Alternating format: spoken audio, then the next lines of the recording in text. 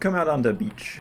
Strange obelisk cutting an imposing figure against the skyline that ebbs and flows between pinks and purples and blues as the sun and moon, both too large for the sky in which they sit, alternate turns sinking below the horizon.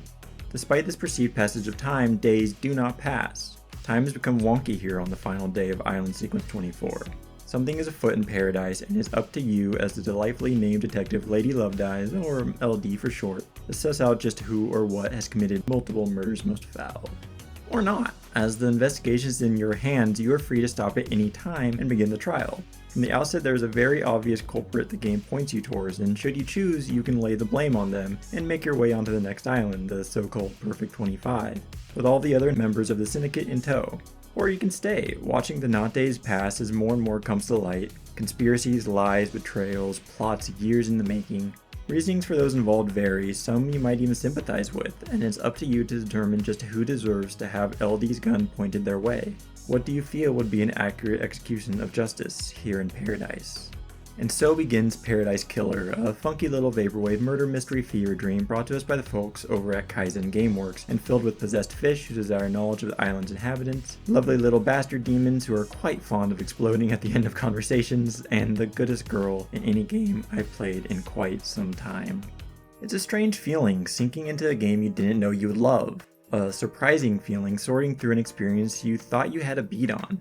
Paradise Killer has all the hallmarks of a walking sim. Go around, talk to people, learn some things, rinse, repeat until a killer comes to light and you watch credits roll. But then you spy a collectible in the distance. Not unusual by any means. Games are known for the collectibles and walking sims are no different. Then you hear tell of upgrades for your nightmare computer. Alright, fair enough, gotta have some way to tuck away those most precious pieces of intel. Then you find your first footbath and unlock a fucking double jump. Pitch is this like a goddamn Metroidvania? Yeah, it is.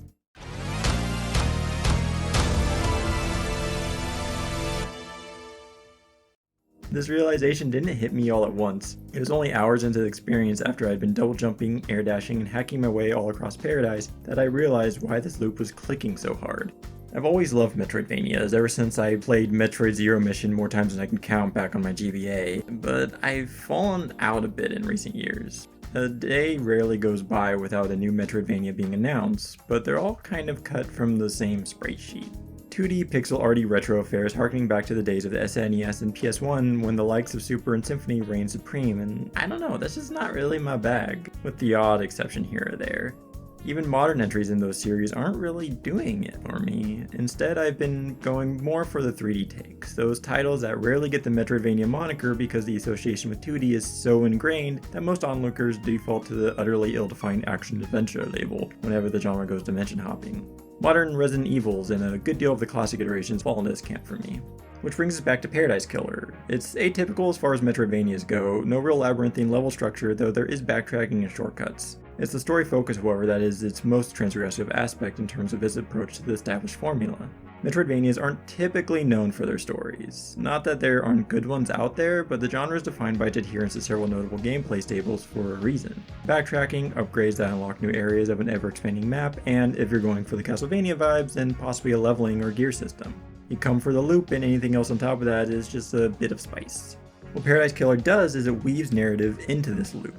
The collectibles tell you about the island, its people, and the history of a world that starts out Disneyly disparate in its many threads, references, and lore morsels, but slowly comes together so that corkboard of yours, while still looking a smidge like mad ramblings of somebody who probably needs a bit more sleep, can at least have the appearance of coherence.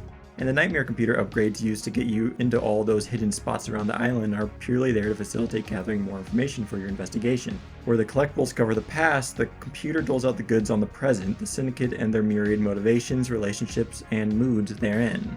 It's a take on the formula that I didn't know I wanted. So many recent Metroidvanias are overly preoccupied with combat and difficulty thanks in no small part to the influence of FromSoft's work bleeding into the genre. It's to the point that one half of the genre's namesake went all in on difficulty as well with the release of Metroid Dread. That kind of thing has never really been the draw for me in any game, let alone Metroidvanias. I've always been in it for the dopamine drip that accompanies constant upgrades and the slow roll and furling of a map that by the end of the experience you know better than your own home. While the upgrades in Paradise Killer aren't quite as frequent as they are in the best examples of the genre, the collectibles are numerous enough that they serve a similar function, especially when it comes to the likes of Shinji, the lovely little bastard demon who is quite fond of exploding. This little man is littered all across the map, and conversations with him can cover everything from how fucked up the ruling class is to him whining about wanting a yacht. Every single one is entertaining and enlightening, even if what his words are illuminating is just how much of a shit he can be. Shinji's presence also puts a pointer on another aspect of the design that got me all kinds of delighted: the verticality. The island you explore is a decent size, enough that it took me a good number of hours before I had a grasp on the geography, and even then I still found bits and bobs hiding in corners waiting to be discovered. But it feels massive, and part of this is because of the verticality. Buildings with a dozen floors or more, grand monuments and architectural wonders nestle atop mountains and platforms at vertigo-inducing heights, and you just know that each one has something waiting for you at the top. A vending machine with the cool, refreshing power of a goat to be bought and guzzled, a monument to a lost god waiting for the blood offering of a believer, a relic set to dish out arcane lore on island sequences long since past, or maybe Shinji's telltale laugh beckoning you ever upward to discover what mischief the lad has gotten up to this time. Before I unlocked any movement upgrades, I remember seeing a Shinji on top of a building, his laughter mocking me as I had no way I could see to get up to him. Then there, not far off, was a spire, an apartment building once belonging to citizens forcibly brought to the island by the Syndicate and now since ritualistically slaughtered, as is customary on the eve of a new island. So I climbed to the top, collecting myriad other knickknacks and baubles along the way, but never once losing sight of my prize.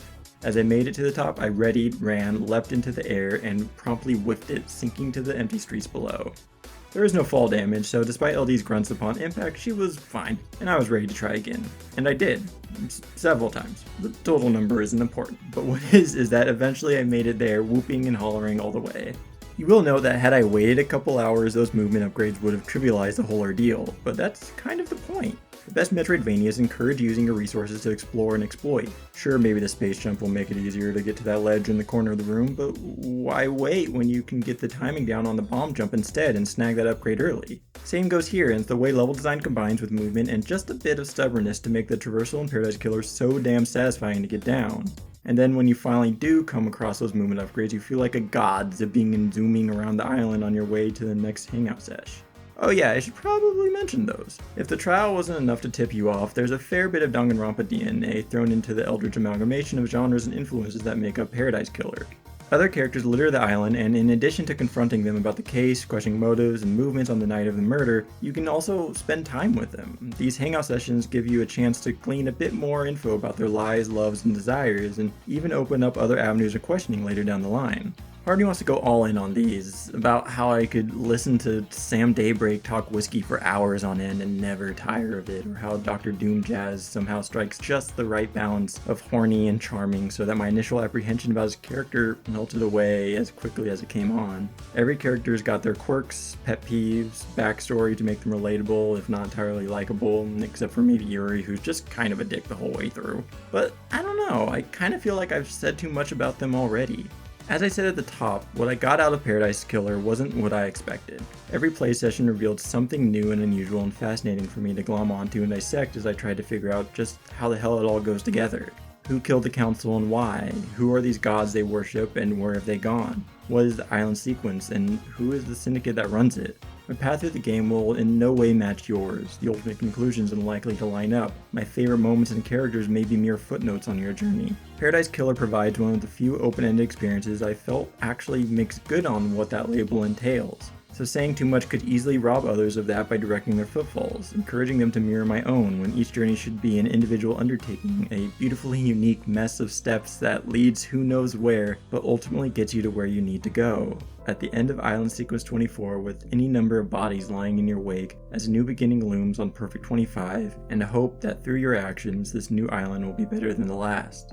And there is hope. Because while the majority of this tale takes place on 24, you are given brief fading glimpses of Perfect 25, though if the words you hear are to be believed, then it may not be as perfect as architect Carmelina Silence had hoped.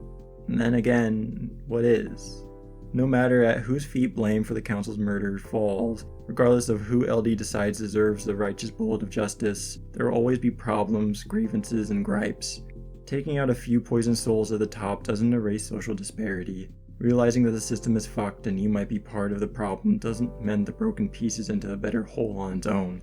Paradise Killer takes a Metroidvania framework and uses the gradual buildup of abilities the genre is known for, and applies it to the player's understanding of a world that at first seems so wildly alien compared to our own, only to chip away those notions to reveal that no matter who sits at the top, no matter what gods are worshipped, no matter how long-lived you may be, corruption is a parasite that is quick to latch on and a bitch to get rid of. Only through informing ourselves and learning to see the truth through the facts can we hope to make meaningful change. Maybe not immediately, but every step is important, no matter how small they may seem. Also, the soundtrack just fucking slaps.